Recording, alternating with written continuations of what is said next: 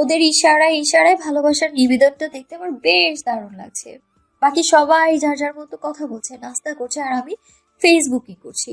এই সুন্দর মুহূর্ত নষ্ট করতে আরম্ভ করলো আমার বড় ভাই। এত সুন্দর মুহূর্তে সে একটা জঘন্য প্রশ্ন করে বসলো। তো আজ শোন না, প্রেস ক্লাবের পাশে যে মেলাটা হচ্ছে সেখানে গন্ডগোল হয়েছে। তোরা তো মেলায় গিয়েছিলি, তোরা এমন কিছু মারামারি ফেস করিসনি তো? প্রশ্নটা শোনা মাত্রই মা আর আফসান ভাইয়া ভাবি আমাদের তিনজনকে রিমান্ডে নেওয়ার প্রস্তুতি নিচ্ছিলেন, আর একে একে নানা প্রশ্ন শুরু করে দিলেন। কিন্তু আমি, দ্য ইন্টেলিজেন্ট গার্ল, সবাইকে বলে উঠলাম, উফ, চুপ করো তোমরা, আমরা সেফ ছিলাম, ভালো ছিলাম, আমরা কিছুই দেখিনি। আমরা এমন, হয়তোবা আমরা আসার পরেই এমন কিছু হলো, তাই না আপু ঝুমু? আমার কথা শুনে দুইজনই মাথা নাড়িয়ে হ্যাঁ বললো। বাবা, খুব ভালোই তো মিথ্যা বলতে শিখে গেলি শেফা। এত সুন্দর করে মিথ্যা বলা তোর থেকে শিখে নিতে হবে। তো এরপর কি হলো মেলায়? এই আওয়াজ শুনে এক লাফ দিয়ে চেয়ার থেকে উঠে গেলাম। পেছন ফিরে দেখি সাদিক ভাইয়া, খালা, খালু আর বাবা দাঁড়িয়ে, আর সবাই এখন আমাদের তিনজনের দিকে তাকিয়ে আছে। ব্যাস, হয়ে গেল, আমাদের কাহিনীটা শেষ। এখন কে বাঁচাবে আমাদের? হায় রে শেফা, অভাগিনী, একে তো আজ মেলার কাহিনী, আর এখন এই পুরো পরিবারের কেলানি। আমাদের তিনজনের অবস্থা দেখে আমার মনে একটা কথাই চলছে শুধু, অভাগা যেই দিকে যায় সাগর শুকায়া যায়। ডাইনিং টেবিলের পাশেই আমরা তিনজন মাথা নিচু করে দাঁড়িয়ে আছি, আর আমাদের সামনে সবাই বসে নাস্তা করছে। সাদিক ভাইয়াকে দেখে তো আমাদের তিনজনেরই কাঁপাকাঁপি শুরু হয়ে গিয়েছিল। সবাই তো ওনাকে নানা প্রশ্ন করছিল, কিন্তু উনি তো খাদ্য রসিক, টেবিলে নাস্তা দেখে খেতে বসে গেলেন চট করে, আর গম্ভীর গলা সবাইকে বলেছিলেন, এদের কাহিনী পরে জানবে তোমরা, আগে কিছু খেয়ে নেই। মিটিং আর কাজ শেষ করে কিছু খেতে পারিনি। আর এই যে তোরা তিন বান্দর টেবিলের পাশে দাঁড়িয়ে থাক, বিচার কার্য শেষে তোরা খাবার পাবি। ব্যাস, আর কারো মুখেই কোনো শব্দ নেই, কারণ সাদিক ভাইয়াকে সবাই একটু বেশি ভয় পায়। ঘরে বাইরে সবাই ওনার উপরে কথা বলতে পারে না।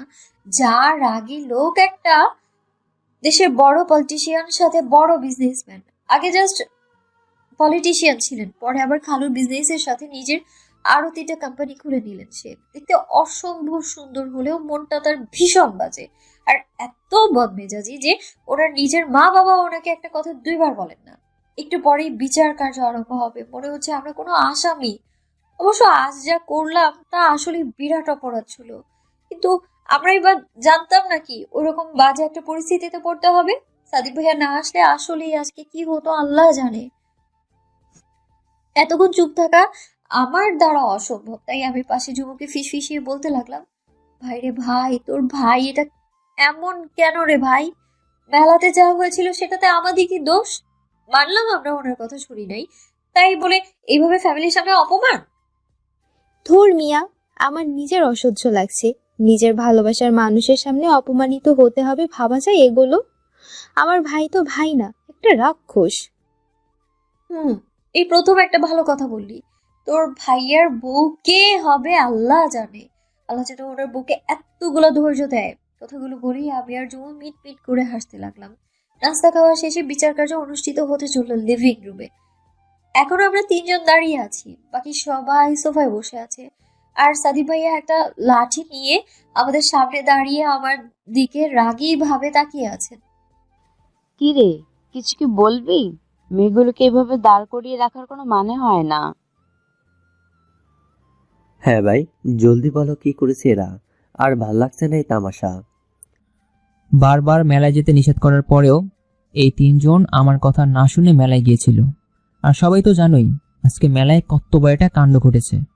খালামণি, তোমার মেয়ে শেফা তো আজকে মরতে মরতে বেঁচে গিয়েছে। আমি না গেলে আজকে তোমার মেয়ের অবস্থা কি হতো ভাবতে আমার গাটা কাঁপছে। এবার বলো কি করা উচিত এদের? আমার কথা না মানার শাস্তি অন্যদের যেমন দেই তেমন শাস্তি দেবো এদের? এইদিকে এই কথা শুনে শেফার মা মিসেস রুবি হক তো একেবারে কেঁপে উঠলেন। মেয়েটা যে তার মানিক রতন, এত বড় কাণ্ড ঘটেছে আর উনি কিছুই জানেন না।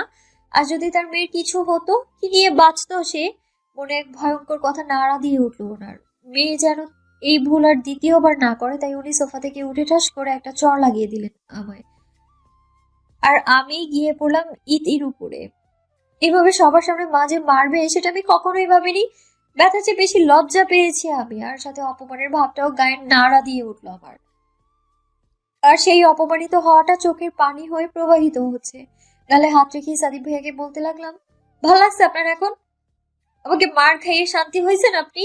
কি মহৎ কাজ করছেন আমাকে বাঁচিয়ে, না? আমি মরে গেলেই একেবারে ভালো হতো। বুঝি না আমি কেন এত ঘৃণা করেন আপনি আমায়। হেট ইউ সাদিক ভাই। বলেই গালে রেখে রুমের দিকে দৌড় দিলাম, আর পেছন ফিরে দেখলামই না। আমার কথা শুনে সবাই অবাক হয়ে তাকিয়ে আছে সাদিক ভাইয়ের দিকে। আর সাদিক ভাই হাত মুঠো করে নিজের রাগ কন্ট্রোল করছে। নিচে এখন থমথমে পরিবেশ। আমার পিছন পিছন ইতিয়ার জুমানো একটু পরে উপরে চলে এলো। রুমে গিয়েই কিছুক্ষণ কান্না করলাম। এরপর মুখ ধুয়ে এসে দেখি ইতিয়াপু আর জুমু খাটে বসে আছে। আমাকে দেখা মাত্রই জুমু বলে উঠলো, দোস্ত, বেশি ব্যথা পাইছিস? আমার ভাইটার বিয়ে হবে না দেখিস, দোদ চাল একটা। আমি আর আপি এখন না আসলে তো আমাদেরও ওর হাতের ডান্ডা দিয়ে মাইর দিত। আমি কিছুই বললাম না। সাদিক ভাইয়ার কথা এখন মনে করতে মন চাচ্ছে না। এই টপিক চেঞ্জ করার জন্য বলে উঠলাম, এই ইতিয়াপু, রাধি ভাইকে বলো না বাংলাদেশে তাড়াতাড়ি চলে আসতে। তোমরা বিয়েটা করে নাও না জলদি। আর বিয়েতে আমি আর ঝুমু মিলে সেই মজা করব। তোমার সুন্দর সুন্দর দেবরের সাথে প্রেম করব। কি বলিস রে ঝুমু? হুম। হ্যাঁ, তা তো অবশ্যই। ওফ শেফা, বোন ল্যাপটপ নে, চল কিছু ড্রেস দেখি। হ্যাঁ চল। হঠাৎ ইতিয়াপু বলে উঠলেন, জুমানেরটা বলতে পারি না, তবে শেফা তুই এসব চিন্তা ছেড়ে দে। এসব প্রেম ট্রেম তোর জন্য বহুত মুশকিল করে দিয়েছে একজন। আমি তো সেই চরম লেভেলের অবাক সাথে ঝুমু। কেন কেন? কার এত সাহস? পিটিয়ে চামড়া তুলে নিব একদম। নামটা তো বলো একবার। বলা যাবে না, সময় হলে দেখবি। আমি কারোর কাছে ওয়াদাবদ্ধ বনু, বোঝার চেষ্টা করিস। আর সে যেই হোক না কেন, তোর জন্য সবচেয়ে বেস্ট। বলেই আপু হন হন করে চলে গেলেন। আমি আর জুমু তো এক টেনশনে পড়ে গেলাম। কি বলে গেল আপু এগুলো? এখন আর প্যারা না নেওয়াই ভালো। আপাতত আমার বেস্টির সাথে চিল করা যাক। ঝুমুর কথা মতো আমরা ড্রেস দেখতে লাগলাম। সেদিন আর নিচে নামিয়েই নেই আমি। খালারা সবাই ডিনার করে চলে গিয়েছিলেন। সবাই ডেকেছিল আমায় খাবার খেতে, কিন্তু আমি খেতে যাইনি। কেন যাব? আরো অপমানিত হতে? ভেবেছিলাম খাবোই না সেই রাতে। মা অনেক জোর করেছিল, আর না পেরে ভাত রুমে নিয়ে এসেছিল, কিন্তু কেউ আমাকে খাওয়াতে সক্ষম হচ্ছিল না। মাও আর জোর না করে ঘুমিয়ে পড়েছিল, আর আমি পাশে শুয়ে ফেসবুক কিক করছিলাম। তখনই ভিডিও কল আসলো, তাও সাদিপ ভাইয়ার আইডি থেকে। আগে আমার গা রিডি করে উঠলো। কল কেটে অফলাইনে চলে গেলাম আমি। সাথে সাথে মোবাইলে ওনার কল এলো। না পারতে রিসিভ করলাম। না হয় এক্ষুনি এসে আমাকে মেরে যাবেন এই লোক। আসসালামু আলাইকুম। ওয়ালাইকুম আসসালাম। রাতে খেয়েছিস? আপনার সামনেই তো খেলাম, মায়ের হাতের চর। চুপ, অসভ্য। এখনই খেয়ে নে, ভিডিও কল রিসিভ কর। বাহাদুরি আমি যতই দেখাই না কেন, এই গন্ডারের হুঙ্কার শুনে আমার রুহ তো যায় যায় অবস্থা। না পারতে সেদিন রাতে ওনার সামনে খেতে হলো রাতের খাবার, তাও ভিডিও কলে। কিন্তু ওনার ক্যামেরা অফ ছিল। আমিও কিছু আস্ক করিনি। কি দরকার? আমার খাওয়া শেষে 1 সেকেন্ডও ওয়েট করেনি। সাথে সাথে কলটা কেটে দিলেন উনি। বাসা থেকে ভাবি আর ছোট ভাই কোচিং এ ভর্তি করানোর জন্য উঠে পড়ে লেগেছেন। তাদের ধারণা ভালো কোচিং এ না পড়লে পাবলিক ইউনিভার্সিটিতে চান্স পাবো না আমি। কিন্তু আমার তো পাবলিক ভার্সিটিতে পড়ার বিন্দুমাত্র ইচ্ছে নেই। আমার আর জুমুর ইচ্ছে প্রাইভেট ভার্সিটিতে পড়বো। কিন্তু কেন এই ইচ্ছা তা আমরা নিজেরাও জানি না। ভাবি প্লিজ, এইসব কোচিং টোচিং এ আমি নাই। আর ভাইয়া, তুমি নিজেও প্রাইভেট ইউনিভার্সিটিতে পড়েছো, আর তাহলে আমরা কেন পাবলিকের জন্য পড়বো বলো? ফুল, একটু চেষ্টা করে দেখো না। পাবলিকে পড়ার সবারই স্বপ্ন থাকে, আর তুমি কিনা চেষ্টা ছাড়াই ডিরেক্ট মানা করে দিচ্ছ। আরে ভাবি, তুমি ওকে এত কেন বোঝাচ্ছ বলো তো? সাদিক ভাই বলে দিয়েছে আমাকে আজ দুপুরের দিকে ওনার পরিচিত কোচিং এ এদের অ্যাডমিট করিয়ে নিতে। আর এক পড়াচোর জুবান সকাল থেকে মাথা খেয়ে নিল সে নাকি কোচিং এ পড়বে না। সারাদিন টোটো করতে রাজি, কিন্তু পড়াশোনার হুঁশ নেই। দুপুরে খেয়ে রেডি হয়ে নিবি তুই একদম। কি আর বলবো, এই পড়াশোনার জীবনটাই তেজপাতা করে দিল। পরিবার, আত্মীয় স্বজন সবাই এক একটা ট্যালেন্টেড পার্সন। ভেবেছিলাম এক্সাম শেষে চিল করবো আর টাইমলি প্রাইভেটে ভর্তি হয়ে যাব, কিন্তু এখন তো চারদিক দিয়ে সৈন্যপক্ষ ঘিরে ধরলো। ঝুমুর সাথে কথা বলে পরিস্থিতি কেমন জিজ্ঞেস করলাম, কিন্তু না, সেও কিছু করতে পারলো না। মনের ভিতর এক বালতি কষ্ট নিয়ে লাঞ্চ করে একটা লং কামিজ পরে রেডি হয়ে নিলাম। বাসা থেকে বের হয়ে গেটের বাইরে দাঁড়ালাম। রাফসান ভাই বাইক বের করছে, তখনই একটা গাড়ি আমার সামনে দাঁড়িয়ে গেল আর ঝুমু জানালা দিয়ে মাথা বের করে বলতে লাগলো, ওই গাড়িতে ওঠ, ভাইয়া আমাদের ড্রপ করে দেবে। আর ভাইয়া ওর ফ্রেন্ডের সাথেও কথা বলে নিবে কোচিং এর ব্যাপারে। আমাদের কিছুই করতে হবে না, জাস্ট চেহারা দেখানো লাগবে। আমি কিছু বলতে যাব তার আগেই রাফসান ভাইয়া বাইক নিয়ে এসে বলল, তোমরা যাও, আমি ওকে নিয়ে আসছি। ব্রো উঠে যা, আমার তো লেট হচ্ছে। আর এই গরমে বাইকে চলা একদমই ঠিক হবে না। তোর গরমটা সয়ে গেলেও শেফার জন্য ভালো হবে না। So come fast. আমার জন্য সাদিক ভাইয়ের দরদ দেখে একদম মাথা ঘুরে উঠলো আমার। রাফসান ভাইয়াও কিছু বললো না। আর আসলে প্রচন্ড গরম আজকে। উফ, গাড়িতে বসে সাদিক ভাইয়ের দিকে চোখ গেল। এই লোকটা অলওয়েজ পাঞ্জাবি পরে থাকে, নেতা বলে কথা, তাই হয়তো পাঞ্জাবি পরে বাইরে। কিন্তু আমাদের বাসায় বা ওনার বাসায় তো ট্রাউজার আর টি শার্ট পরেন। আজকেও একটা ব্লু কালারের পাঞ্জাবি পরেছে। আর প্রত্যেকবারের মতো ওনার চুলগুলো জেল দিয়ে সেট করা।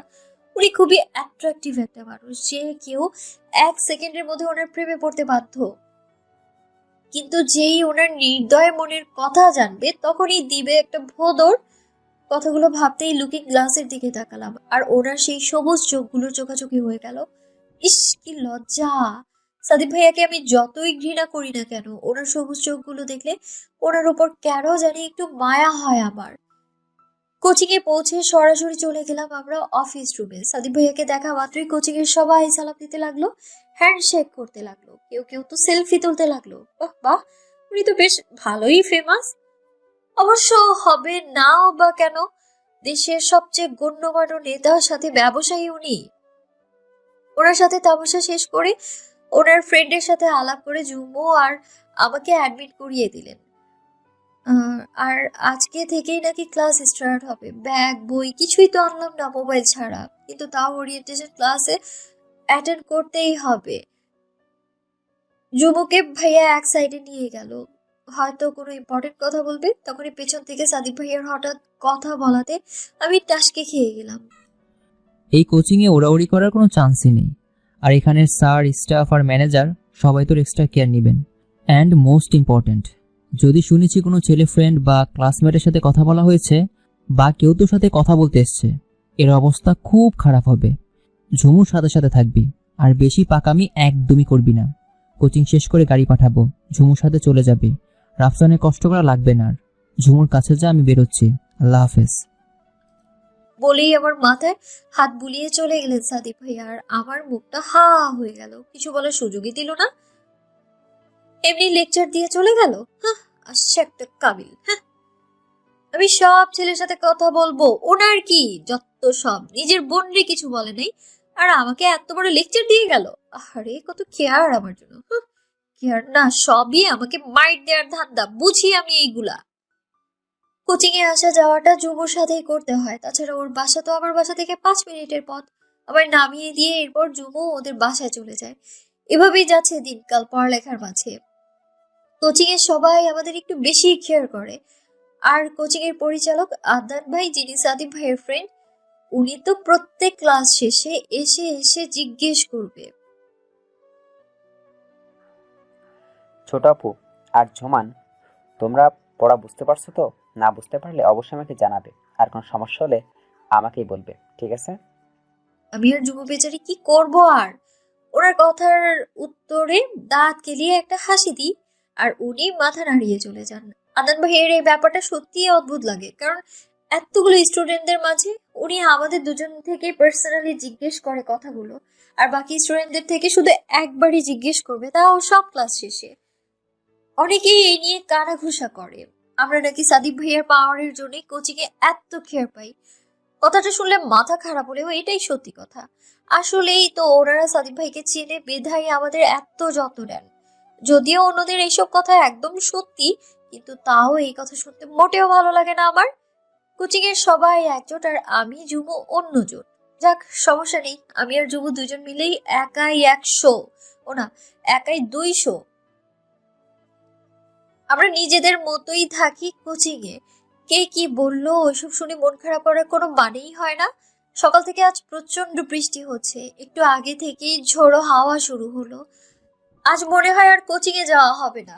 যাক, ভালোই হলো। এতক্ষণ বই খাতা নিয়ে বসেছিলাম আর বৃষ্টি দেখছিলাম, কিন্তু বৃষ্টির বেগ বুঝে আমার মনে শান্তির হাওয়া বইতে লাগলো। কারণ আজ কোচিং এ যাওয়া হবে না। তাও নিচ থেকে ঘুরে এসে জুমুকে একটা কল দিব। নাচতে নাচতে নেমে নিচে এলাম। মা রান্নাঘরে কাজ করছে আর ভাবি রুমে। ভাইয়াও আজকে যায়নি অফিসে। কিভাবে যাবে এই বৃষ্টির মধ্যে? কিন্তু রাফসান ভাই গেল ফুটবল খেলতে। রান্নাঘরে গিয়ে মাকে পেছন থেকে জড়িয়ে ধরলাম। আম্মা জান, আজকে প্লিজ ভুনা খিচুড়ি করো না, সাথে গরুর মাংস ভুনা করো প্লিজ। মা আমার দিকে ফিরে বলল, খিচুড়ি না হয় করলাম, কিন্তু গরুর মাংস যে খাবেন, আপনার অ্যালার্জির কি হবে? মা এক পিস খেলে কিচ্ছু হবে না। আর শুধু কি আমার জন্য রান্না করবা নাকি? বাসার সবাই তো খাবে। সো নো বাড়াবাড়ি। আজকে তুমি খিচুড়ি আর গরু ভুনা করবেই করবে। হেল্প লাগলে বলো, আর না লাগলে গেলাম আমি। জুমুকে ফোন করতে হবে। আচ্ছা, আমার ফুল রান্না করে দিব, কিন্তু মাংস এক পিসের বেশি খাওয়া যাবে না, আর আমার লাগবে না সাহায্য। যা তুই। আমার জানের কপালে একটা চুমু দিয়ে আবারও নাচতে নাচতে গেলাম বাবার রুমে। গিয়ে দেখলাম বাবা আমার এই ঠান্ডা আবহাওয়ায় ঘুম বিলাস করছে। ভাবলাম বাবার সাথে আড্ডা দিব, কিন্তু এখন তো আর তা সম্ভব না। রুমে গিয়ে জুমুকে কল দিলাম। একটু পরে সে কল রিসিভ করলো। হ্যাঁ ফুল, বল। বেব, তুই এখনো ঘুম? ভাই, আজকে যে বৃষ্টি হচ্ছে না, কোচিং এ তো যাওয়াই লাগবে না। আমার না অনেক খুশি লাগতেছে। আজ আর 3 ঘন্টা বসে থাকাও লাগবে না। কি যে বলিস না, দেখবি একটু পরে বৃষ্টি নেই। এখনকার বৃষ্টি তো শুধু এখনই তুফান এসে উল্টিয়ে দেয়, আর এখনই আবার রোদে চিকচিক। আজ আবার পরীক্ষাও আছে, দোয়া করি যেন বৃষ্টি চলে না যাক। হ্যাঁ, আমি রাতেই পড়ে নিয়েছিলাম পরীক্ষার পড়া। আমিও দোয়া করি বৃষ্টি না যাওয়ার জন্য। পরীক্ষা হলে তো 2 ঘন্টা হবে, তার মানে 3টা থেকে 5টা পর্যন্ত থাকবে আজকে কোচিং। আচ্ছা বেব, কল রাখছি। তোর ভাইয়া কল দিচ্ছে, পরে ফোন দেব। যা যা প্রেম কর। কল কেটেই আফসোস করতে লাগলাম। ইস, আজ যদি একটা প্রেমিক থাকতো, আমিও তাহলে এতক্ষণ ফোনে কথা বলে বলে বৃষ্টি বিলাস করতাম। কিন্তু আফসোস, এত প্রপোজাল আসার পরেও আমার কেন যেন কোনো ছেলেকেই মনে ধরেনি। আর আমার গুণধর সাদিপ ভাইয়া, সে তো আমাকে অনেক আগেই থ্রেট দিয়ে রেখেছেন। এসব ছেলেপেলেদের সাথে কথা বলতে দেখলেও নাকি আমাকে মেরে ভূত বানিয়ে দেবে। ওনার এইসব কথা শুনলে না আমার গা জ্বলে যায়।